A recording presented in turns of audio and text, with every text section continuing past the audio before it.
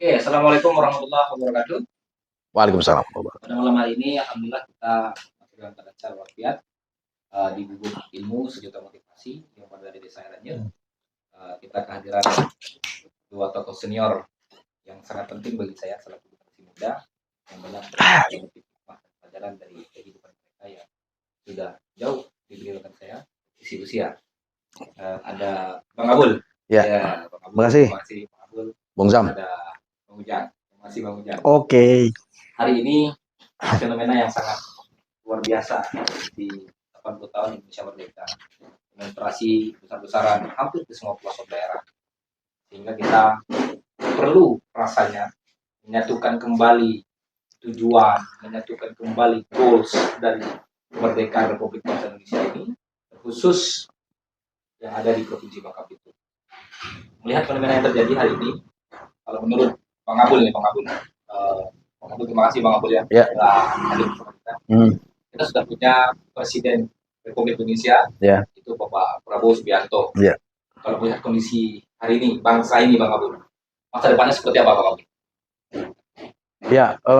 Saya pikir dinamika yang terjadi pada saat ini di Indonesia, ketika demo yang berlangsung mungkin sampai dengan hari ini, itu merupakan sebuah dinamika yang tidak bisa terhindarkan. Karena bagi saya, mungkin itu adalah cara negeri ini didewasakan, supaya lebih matang lagi, nanti pasca mudah-mudahan setelah ketenang ini, jadi negara kita lebih matang lagi, lebih dewasa lagi, menyikapi setiap perbedaan-perbedaan yang ada. Nah, kuncinya satu, jadi ketika ingin maju, bangsa ini harus bersatu. Tidak ada kata lain, harus bersatu. Harus bersatu. Jadi kata kunci menurut Bang Abul, termasuk Bang Abul yang bersatu. Bersatu. Kita nggak boleh ada dualisme, tigalisme dalam konsep pembangunan untuk menuju masa depan Indonesia sejahtera. Kalau menurut konsep Bang Ujang, seperti apa Bang Ujang? Kondisi hari ini dan masa depan Indonesia? Kondisi hari ini kita melihat bahwa bangsa ini masih belum move on ya. Masih belum move on Bang Abul ya, bahwa kita masih melihat bahwa contoh-contoh kemarin penyampaian aspirasi pendapat di muka umum itu masih dinodai dengan aksi-aksi yang tidak terpuji lah, kalau dikatakan, dengan perusahaan-perusahaan fasilitas umum dan lain sebagainya.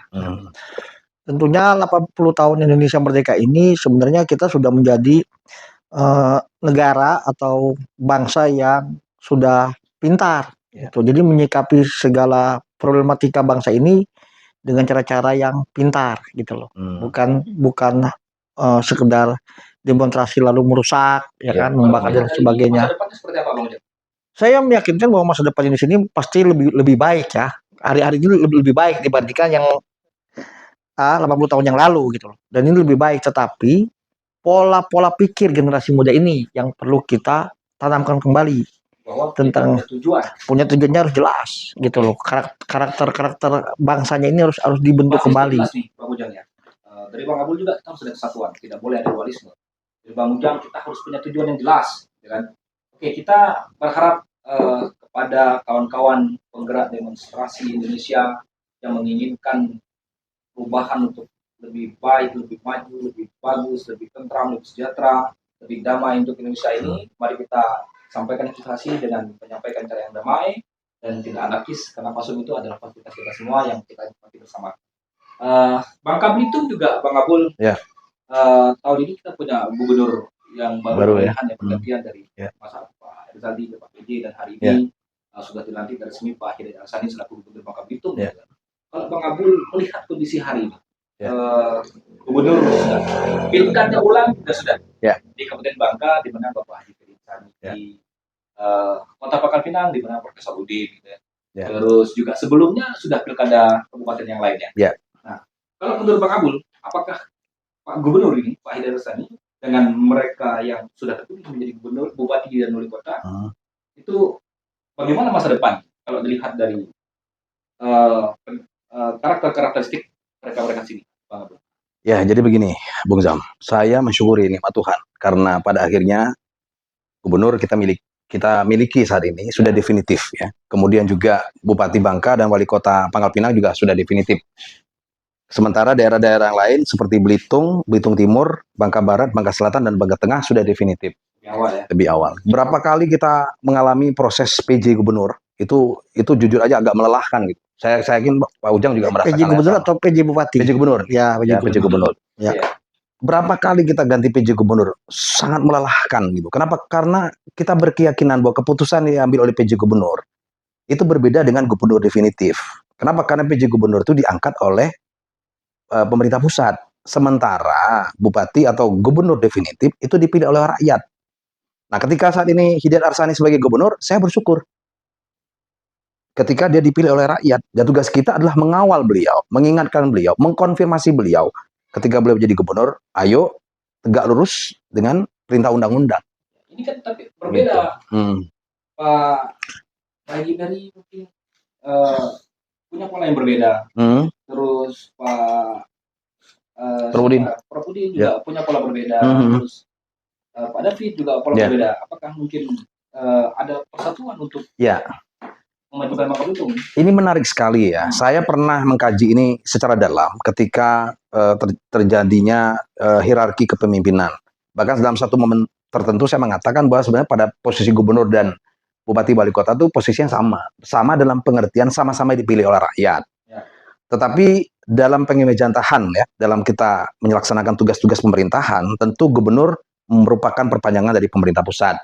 Sementara bupati dan wali kota yang memiliki kewenangan mengurus daerah, karena yang punya daerah itu kan bupati dan wali kota. Sehingga sudah sewajar dan sebagusnya, saya mengharapkan sekali, baik gubernur, bupati, dan wali kota harus bersatu padu membangun Bangka Belitung. Kalau nggak susah. Jangan kita mengulangi kesalahan-kesalahan yang sama ketika kita membangun sebuah daerah, tetapi masing-masing mengedepankan egonya. Satu mengatakan ini wilayah saya, satu mengatakan saya gubernur. Nggak akan pernah ketemu. Jadi harus bersama-sama, bersatu padu. Gitu, Bung. Kalau menurut Bang Ujang mungkin akan bersatu. Saya melihat, tapi ini semoga ya. Semoga tidak ada ego apa namanya? Ego sentral. Ego sentral ya. Ego sentral. Ya, gitu kan. Ini pengalaman loh. Ini fakta.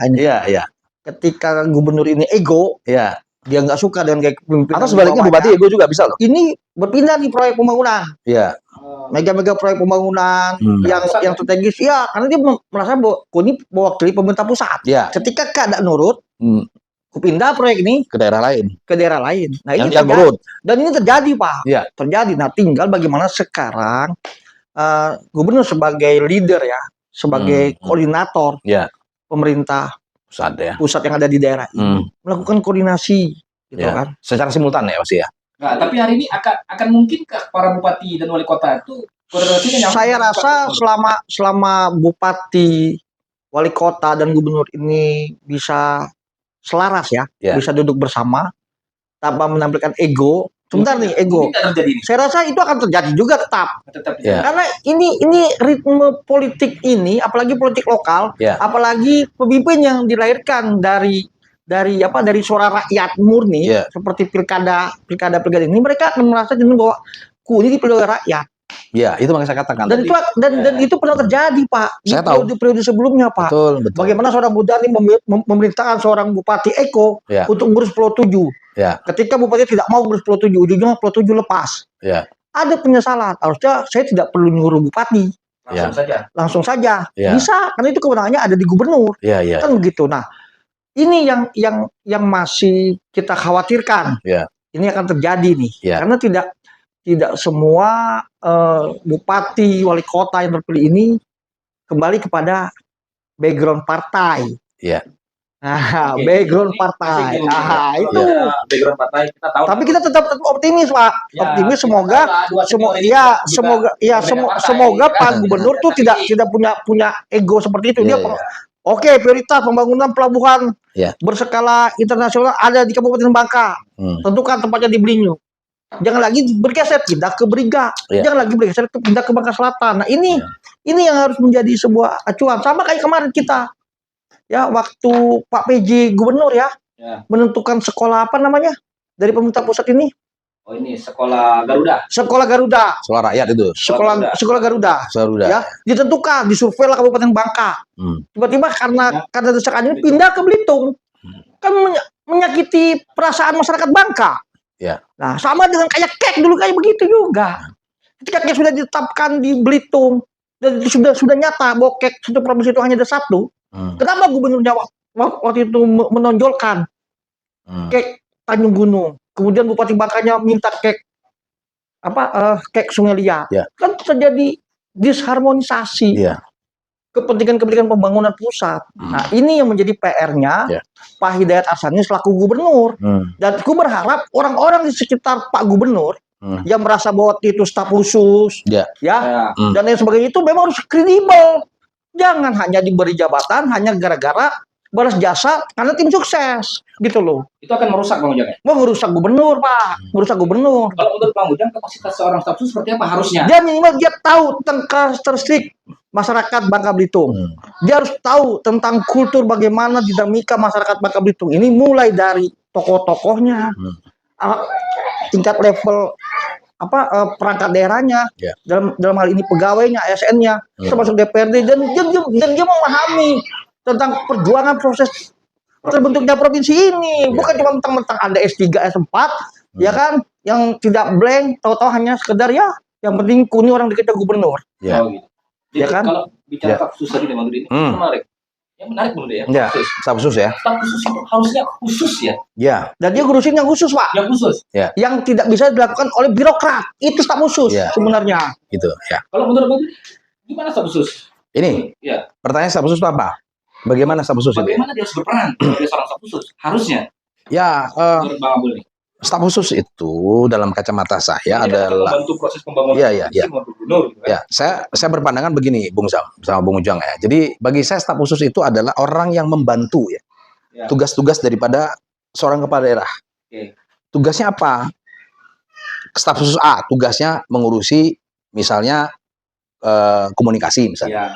Staf khusus B mengurusi sosial budaya, staf khusus C organisasi kemasyarakatan, sosial kemasyarakatan khususnya gitu. Nah, bicara tentang yang tadi Bung Ajang katakan, itu kan bicara tentang meritokrasi, bicara tentang keahlian, the right man and the right place. Nah, saya yang mengatakan begini, sesungguhnya seorang staf khusus tidak harus pintar, tidak harus cerdas, tapi dia menguasai medan pertempuran. Dia memahami bahasa-bahasa komunikasi yang tumbuh dan berkembang di tengah-tengah masyarakat. Itu yang harus dilakukan oleh staf khusus. Kemudian yang kedua, staf khusus itu harus mampu menerjemahkan keinginan daripada gubernur itu supaya tidak blunder di tengah-tengah masyarakat, tidak menimbulkan polemik-polemik yang berkelebihan, sehingga sepatutnya staf khusus itu paling tidak dia memiliki pengalaman yang cukup lengkap, jam terbang yang kalau saya bilang sangat tinggi, terlalu berlebihan barangkali tapi paling tidak dia memiliki jam terbang yang mencukupi, mumpuni, sehingga ketika dia bersapa dengan siapapun, berhubungan dengan siapapun, berbicara dengan siapapun, nggak ada kendala bagi dia. Jadi semangat egaliter seorang staf khusus itu harus dibangun sehingga gubernur itu terbantukan, Bung Zamzani. Itu fungsi staf khusus itu. Jadi bukan malah staf khusus merepotkan gubernur, blunder di tengah-tengah masyarakat. Dan staf khusus itu bukan tugasnya mewakili gubernur. Bukan, keliru loh ya. Saya juga nggak setuju tuh. Staf ahli berarti. Yang mewakili itu staf ahli. Staf ahli. Yang notabene adalah ASN. Betul, saya setuju. Karena staf ahli itu memang dia representasi dari staf ASN jadi angkat dia. Jadi kalau saya boleh mengungkapkan pendapat bahwa staf khusus yang harus open recruitment ya itu ya. Iya, Pak.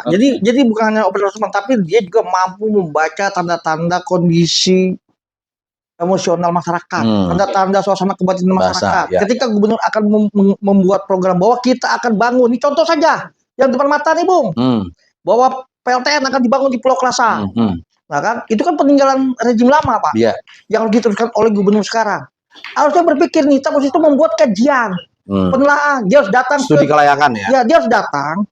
Kalau studi kelayakan sudah ada lembaganya. Tapi minimal dia harus mendengar aspirasi di bawah, dekat daerah-daerah terdekat dari Pulau Klasa itu. Selat Nasik, Selat Nasik bagaimana kondisi masyarakatnya, di Lepar Pongo bagaimana, di Pongo bagaimana. Ini dibaca dulu, dikumpulkan dalam satu data dan diberikan bahan ini kepada gubernur. Ketika muncul isu-isu nanti, ini lupa sudah kita kumpulkan datanya. Bukan cuma duduk di kantor, ada disposisi tolong wakilkan gubernur, tolong hadiri atau ikut serta dengan rombongan. Feodal ya? Ada nggak bisa. Itu namanya staf khusus, itu ada staf yang urusannya khusus, Pak. Khusus. Bukan mewakili, Pak. Baik, Bang Ujang, Bang Abul. Kalau kita bicara tentang itu ya, semoga nanti kita berharap staf khusus yang sudah ada di samping Pak Gubernur itu bekerja maksimal untuk Pak Gubernur ya. Terus begini, kondisi kita sedang tidak baik-baik saja. Provinsi Makabul itu. Bang Abul ya, nggak baik-baik saja. Ya. Saya dengar WPR memang sudah terbit terbaru dan sudah ada regulasi tentang IPR-nya tentang izin pertambangan rakyat. Ya.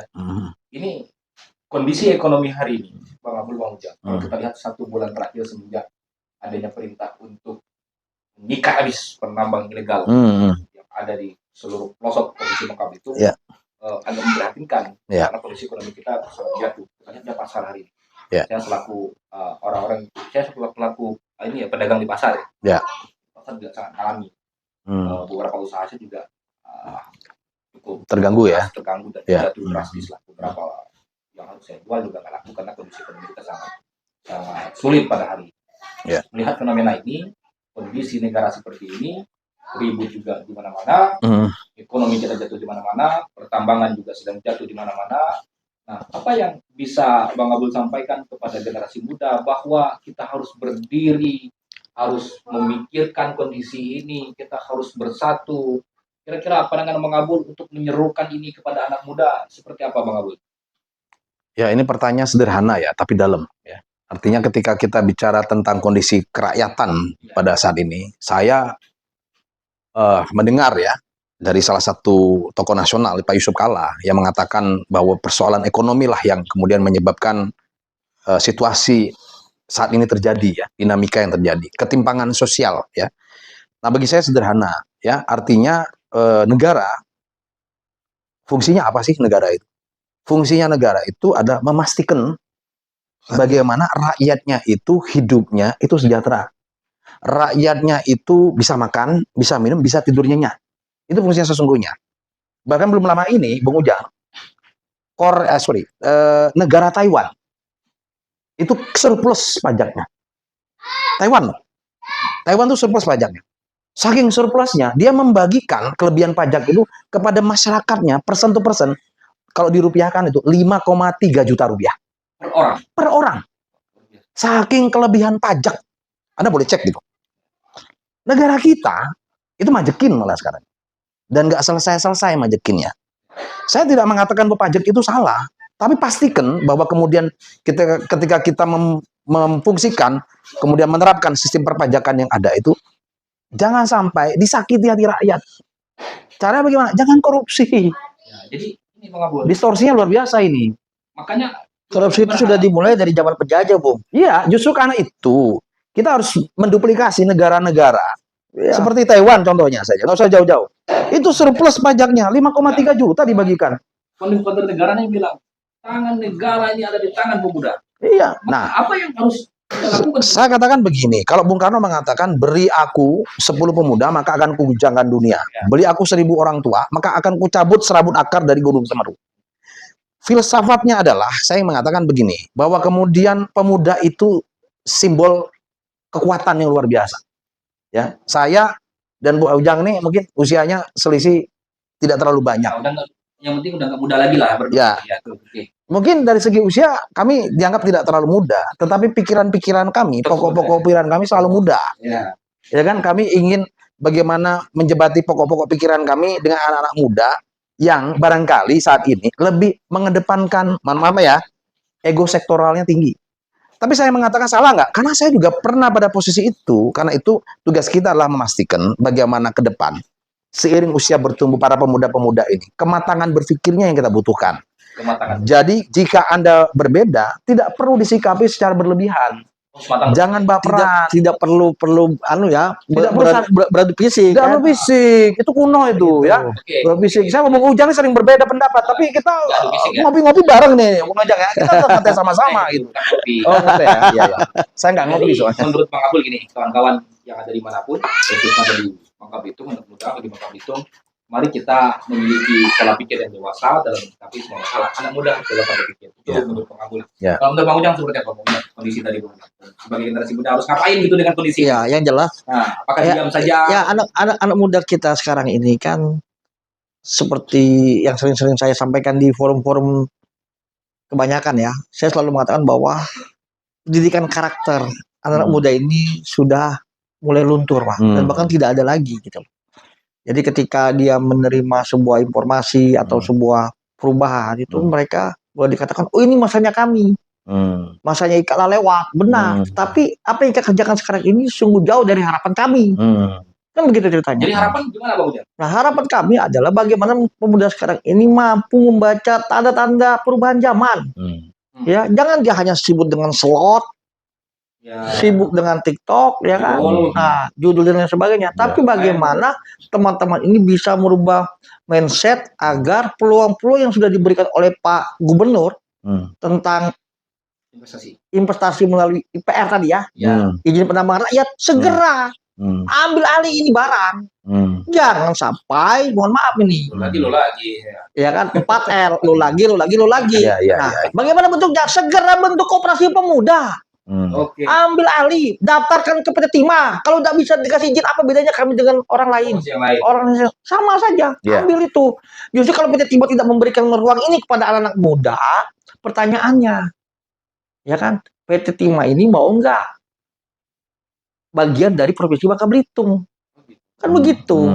Terus lihat juga kepada pemerintah. Pemerintah juga harus melakukan perubahan dalam hal pelayanan investasi. Ya, jangan, kalau biasanya begini Pak. Biasanya ini pengalaman kita, dan ini bukan lagi rahasia umum gitu loh. Biasanya kalau, mohon maaf nih, kalau orang yang berduit datang itu 2-3 hari selesai Pak.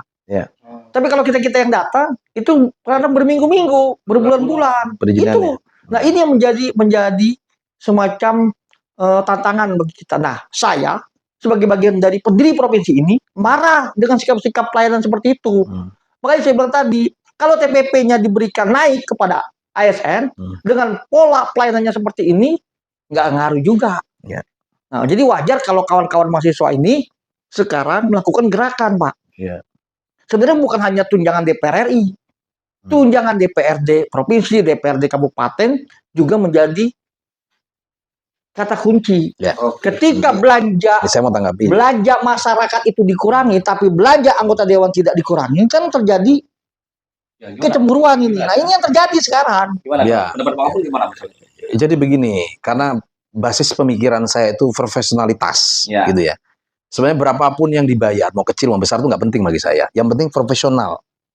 Nah, profesional itu adalah kaitan dengan clean government. Jadi menciptakan pemerintah bersih dan berwibawa. Itu kuncinya. Kata kuncinya di situ gitu. Jadi ketika tadi dibicara tentang IPR ya, izin pertambangan rakyat, yang kemudian itu menjadi polemik pada saat ini, kemudian nggak selesai, nggak tuntas. Saya kira sudah kewajiban negara memastikan bagaimana masyarakat kita ini diberikan ruang buat mereka. Kalau tadi entah apa namanya koperasi pemuda atau koperasi apa dan sebagainya, itu bagi saya itu cara. Tetapi bagaimana pemerintah hadir ya di tengah-tengah masyarakat saat ini, bukan hanya bicara tentang pertambangan rakyat, tapi persoalan-persoalan ekonomi lain, bisa jadi ekonomi kreatif misalnya, bisa didorong juga ke arah sana. Jadi memastikan bagaimana ruang itu diberikan kepada anak-anak muda. Jadi tidak boleh dibiarkan begitu saja, seakan-akan bahwa kita berjasa sendiri.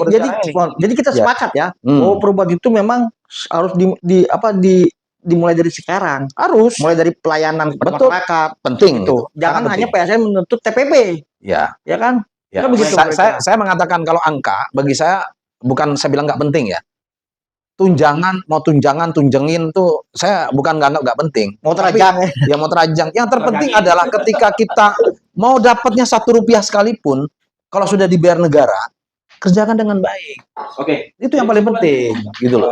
Bang Apul ya, melihat dari fenomena yang terjadi hari ini, kita sering menyampaikan pendapat, kita sering mengkritik di belakang layar, namun kita juga lupa bahwa kita tidak pernah menyampaikan itu secara gagasan tertulis langsung kepada Pak Gubernur, kepada Pak Bupati, Pak Wali Kota, bahkan kepada Pak Menteri, Pak Presiden, dan DPRD, yang ada di Indonesia Raya ini. Nah, kita berharap ke depan teman-teman semua selaku generasi muda jangan pernah untuk lupa belajar dengan para senior, terlepas apapun senior itu. Perbedaan dengan senior bukanlah permusuhan.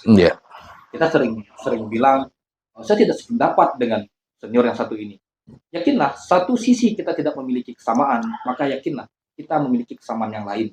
Artinya kita tidak boleh membenci pada satu sisi, tapi sisi yang lain juga kita bisa menyukai. Contoh pada malam hari ini kita ketemu dua sisi yang berbeda. Saya ketemu sisi Bang Apul yang berbeda, yang agak-agak merah-merahan. Oh. Bang Ujang juga sisi yang berbeda ya, agak kuning-kuningan. Tapi untuk bagaimana membangun bangsa itu dari Bangka Belitung, kita nggak bisa mengatasnamakan warna. Yeah. Tapi kita mengatasnamakan kita adalah Satu. warga Bangka Belitung, Yeah. dan satu kita harus membangun Bangka Belitung yang baik. Yeah. Terima kasih Ya, Bang Abul, karena salah satu podcast yang baik itu adalah podcast yang nggak selesai. tanpa kesimpulan ya. Tanpa kesimpulan. Biarkan masyarakat yang menerjemahkan. Dan nggak ada kesimpulan lain. Dan nanti kita akan lanjutkan lagi, gitu. Ya, Jadi kita ini kan kita masih makro bicara tadi. Ya. Kita bicara top down ya, jadi bicara nasional, daerah. Dan jangan lupa, kita ini mau menyambut usia ke-25 tahun Provinsi Bangka Belitung. Ya, 25 tahun. Yang sudah Ya. siap. Iya, sudah siap merit, siap Ya. meminang. Ya. Seorang gadis cantik, yang gitu. Sudah matang lah ya. Ya, Mau ada statement Closing statement. Ya, Oh, saya berpesan begini untuk para petinggi-petinggi ya di Republik ini, dari mulai presiden, gubernur, bupati hingga wali kota, bahkan desa, sampai pada tingkat akar rumput. Pesan saya cuma satu: jangan pernah tinggalkan rakyat. Itu aja. Jangan pernah tinggalkan rakyat. Bang Ujang. kalau pesan saya kepada anak-anak muda lah, Anak muda. karena saya masih greget ya kan, karena saya melihat anak muda ini masih kurang gregetnya. Saya cuma berpesan bahwa rebut setiap kesempatan. Rebut. Ya, karena kesempatan tidak akan datang 2 kali. Jangan ditunggu. Ciptakan kesempatan kalau perlu, ya kan? IPR sudah di depan mata. Rebut peluang. Segera rebut peluangnya. Bentuk koperasi pemuda untuk penambangan rakyat. Selesai. Oke, baik. Terima kasih. Merdeka. Terima kasih Bang Abul, terima kasih Ya. Bang Ujang, bahwa kesimpulan dari Bang Abul adalah jangan tinggalkan rakyat, wahai para petinggi negara. Kalau Bang Ujang, kesempatan itu harus direbut, jangan ditunggu. Hilang kalau ditunggu, dipakan kawan sebelah. Baik, terima kasih. Assalamualaikum warahmatullahi wabarakatuh.